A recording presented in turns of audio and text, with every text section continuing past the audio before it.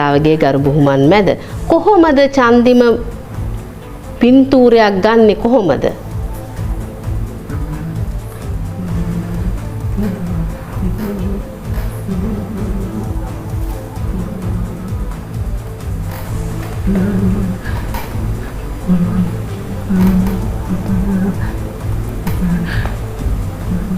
එයා කල්පනා කළා දැන් එහෙම ගන්නවා දැන් ෆොටෝ ගන්න උනත් ෆොටෝ ෂොට් 5-6 ගන්න වෙලාවල් තියෙනවා.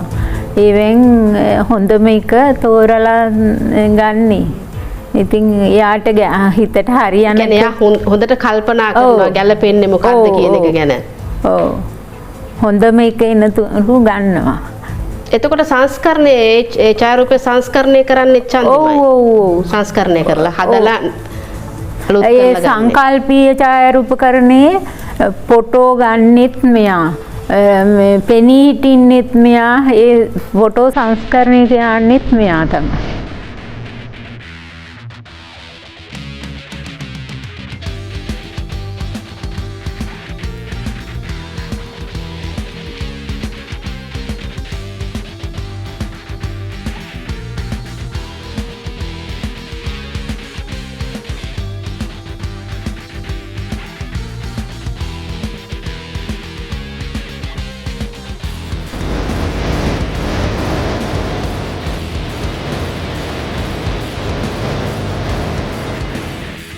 මේ හැකියාව තියෙන මම හිතන්නේ දැන් චන්දිමගේ තියෙනා වූ අර කියන විශේෂ අවශ්‍යතාවය කියන ලේබලය මම කියව එක ඉවත් කරන්නට ඕනේ කියලා.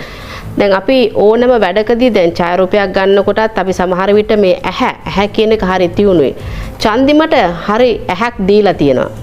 අවශ්‍යම කොටස මම හිතනවා චන්දිමට දීලා තියෙනවා.